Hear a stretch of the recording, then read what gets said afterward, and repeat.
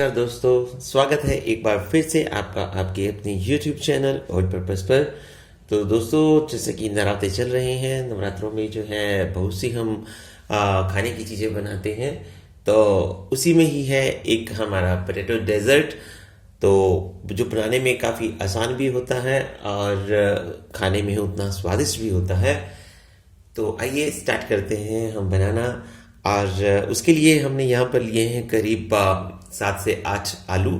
आप इसे अपने अकॉर्डिंग जो है ले सकते हैं कि आपने कम बनाना है या ज़्यादा बनाना है। तो सबसे पहले हम इन्हें जो है अच्छी तरह से साफ़ कर लेंगे, धो लेंगे ताकि इसकी मिट्टी ख़त्म हो जाए यानी उतर जाए।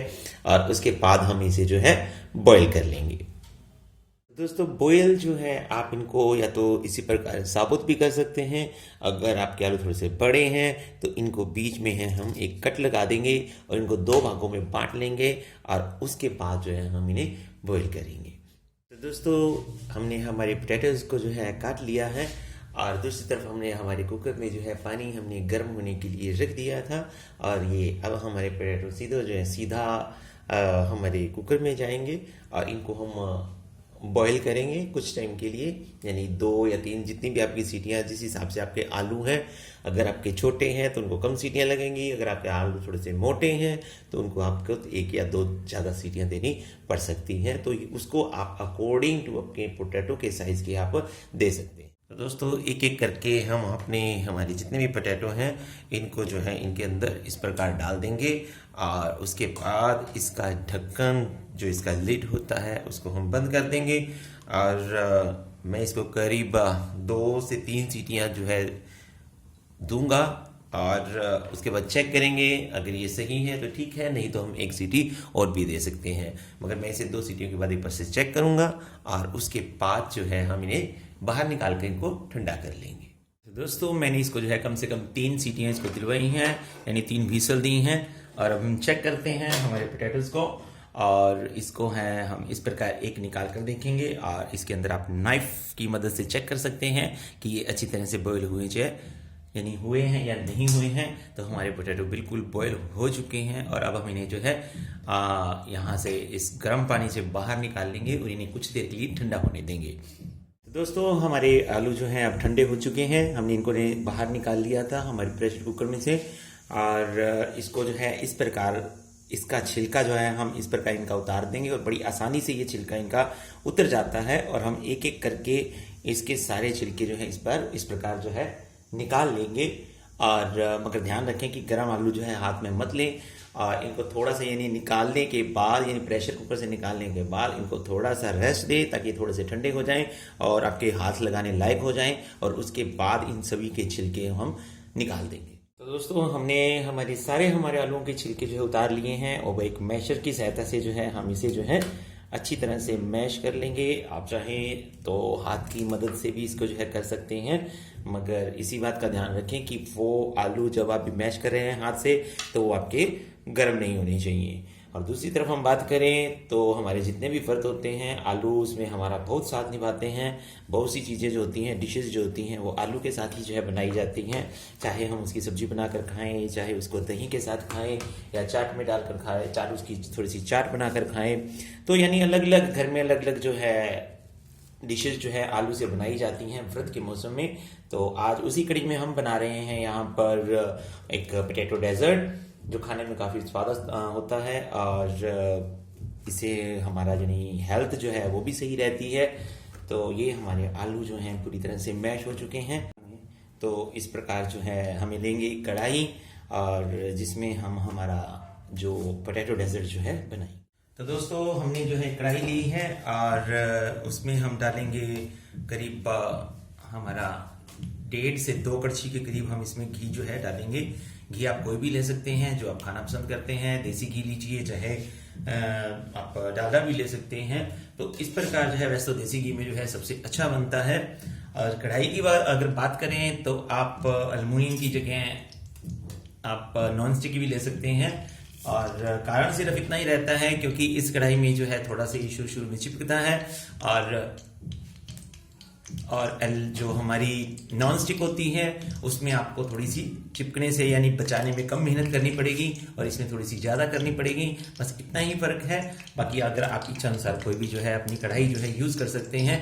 तो जैसे ही हमारा जो घी है ये पिघल जाएगा और हम जो हैं हमारे पोटैटोज जो हैं जो हमने मैश किए हुए हैं उनको जो है इसके अंदर डाल देंगे और इनको जो है कोशिश कीजिए कि थोड़ी सी कम आंच पर ही जो है हम मीडियम सी आंच पर जो है बनाएंगे। तो ये हमारा घी जो है पिघल चुका है और हम इसमें जो है हमारे इस प्रकार पोटैटोज जो हैं इसके अंदर डाल देंगे और इसको साथ के साथ ही आपने हिलाते रहना है। इस प्रकार ये हमारे पोटैटो इसके अंदर गए और इस प्रकार जो है हम इसे जो है हिलाएंगे। और एक बार हो सकता है जैसे आपका सारा ये घी जो है इसे ऑब्जर्व कर लेंगे, ख़त्म कर देंगे और उसके बाद जो है यानी एक सूखा सा हो जाएगा और उसके बाद जो है फिर धीरे धीरे ये अपना घी फिर से रिलीज करना शुरू कर देता है और फिर उसी में ही जो है ये पकता है और उसी में का ये इंडिकेशन भी होता है कि हमारे पोटैटोज जो है पक चुके हैं। तो दोस्तों इस प्रकार ये नीचे लगता है तो इसे आप लगातार इस प्रकार हिलाते रहें और देखिए इसने जो है दोबारा हमारा घी जो है छोड़ना शुरू कर दिया है और इसको जो है इसी प्रकार 10 मिनट के करीब लगते हैं भुनने में और मीडियम सेक पर इसको अच्छी तरह से भुने ताकि आपका अंदर तक जो है इसकी सिकाई हो जाए, अच्छी तरह बन जाए यानी कच्चापन इसमें जो है बिल्कुल भी ना रहे। और इस प्रकार जो है हम इसे जो है 10 मिनट तक जो है हिलाते रहेंगे और मेहनत आपको इसमें थोड़ी सी करनी पड़ेगी क्योंकि मेहनत का फल कहते हैं कि हमेशा अच्छा ही होता है, मीठा होता है। तो इस मेहनत का फल भी आपको मीठा ही मिलने वाला है। तो इस प्रकार जो है हम इसे अच्छी तरह से 10 मिनट के लिए भुनेंगे। तो उसके बाद हम इसमें जो हमारी जो दूसरी चीज़ें हैं वो इसमें ऐड करेंगे। तो इस प्रकार हम इसे भूनते रहेंगे। तो दोस्तों देखिए हमारे जो हमारा हलवा है पोटैटो का उसने जो है घी छोड़ना जो है शुरू कर दिया है और धीरे धीरे खुशबू भी आने लग गई है और नीचे इसने चिपकना भी छोड़ दिया है और एक बिल्कुल यानी कहने का मतलब जितने हम आलू डालते हैं उससे ये थोड़ा सा कम हो जाता है। यानी एक छोटी सी जैसे हम डो बनाते हैं, लोई सी बनाते हैं, बिल्कुल वैसा जो है होता चला जाता है। मगर इसको हमें चलाते हुए इसे कम से कम जो है 7-8 मिनट हो चुके हैं मगर हम इसे जो है कुछ देर और रखेंगे ताकि ये अच्छी तरह से भुन जाए और जैसे ही ये थोड़ा थोड़ा अपना कलर चेंज करना शुरू करेगा और फिर हम जो है इसमें हमारे जो दूसरे इंग्रेडिएंट्स हैं वो डालेंगे। मगर अभी हम इसे जो है इसी प्रकार 3 या 4 मिनट इसी प्रकार हिलाते रहेंगे ताकि नीचे ना लगे और अच्छी तरह से हर तरफ से जो है ये भुन जाए। तो दोस्तों इसको हिलाते हुए हमारा कम से कम जो है 15 मिनट हो चुके हैं और अब हम इसमें ऐड करेंगे हमारी शुगर। तो मैं इसमें जो है ऐड करूंगा करीब 1 कड़छी यानी 100 ग्राम के करीब जो है शुगर इसमें जो है ऐड कर रहा हूँ। आप अकॉर्डिंग टू टेस्ट इसमें ऐड कर सकते हैं। आप कम खाते हैं, ज़्यादा खाते हैं, सबका अपना टेस्ट होता है। तो इस प्रकार हम इसे जो है इसमें ऐड कर देंगे। वैसे तो ये इसी प्रकार भी अच्छा बन जाता है मगर इसको थोड़ा सा हम और सॉफ्टनेस देने के लिए इसमें ऐड कर देंगे थोड़ा सा मिल्क। आप मलाई भी इसमें जो है यूज़ कर सकते हैं और इसको जो है हम अच्छी तरह से इस प्रकार मिक्स कर देंगे और अब हम हमारी फ्लेम जो है थोड़ी सी तेज कर देंगे। तो दोस्तों दूध डालने के बाद एक बार ये लिक्विड फॉर्म में आता है मगर उसके बाद ये फिर से इसी प्रकार जैसा हम चाहते हैं वैसा हो जाता है। ये देखिए बिल्कुल ये घूमना शुरू हो चुका है और इसने कढ़ाई को जो है बिल्कुल इसकी तली जो है उसको छोड़ दिया है और इस प्रकार ये एक लोई की तरह जैसे एक हमारा डो होता है वैसे बन जाता है। तो इसी स्टेज पर हम इसमें जो है डाल देंगे हमारी इलायची पाउडर और इसको जो है अच्छा सा फ्लेवर देने के लिए। और अगर आप चाहें तो आप केसर जो है दूध में मिलाकर वो भी इसमें जो है यूज़ कर सकते हैं मगर अभी नवरात्रे हैं तो हम इसमें यानी केसर तो हम कर ही सकते हैं और फूड कलर अगर हम थोड़ा सा यूज़ करना चाहें तो वो भी कर सकते हैं मगर नवरात्रों में चल रहे हैं तो हम वो इसमें यूज़ नहीं करेंगे।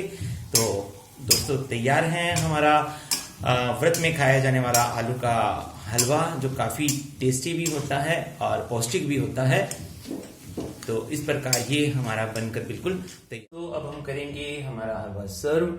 इस प्रकार जो है आप इसको जो है सर्व कर सकते हैं, और गर्म और ठंडा यानी दोनों ही खाया जा सकता है, मगर गर्मा गर्म थोड़ा सा ज्यादा टेस्टी लगते हैं, क्योंकि हलवे जितने भी होते हैं वो सारे गर्मा गर्म ही टेस्टी लगते हैं। और इसको हम गार्निश करेंगे हमारे आलमंड से। आप कोई भी ड्राई फ्रूट जो है यूज कर सकते हैं, चाहे आप पिस्ताचियो यूज कर सकते हैं, आलमंड यूज कर सकते हैं, और इसके साथ साथ जो है आप कैश्यू जो है, हमारे काजू जो होते हैं, उन्हें भी जो है यूज कर सकते हैं। तो दोस्तों इस रेसिपी को बनाइए, खुद खाइए, दूसरों को खिलाइए, और अगर रेसिपी अच्छी लगे तो शेयर कीजिए, लाइक कीजिए, और अगर आपने अभी तक मेरे चैनल को सब्सक्राइब नहीं किया है तो वो भी करें और दूसरों से भी करवाएं। और इस प्रकार जो है फिर मिलेंगे। राधे राधे।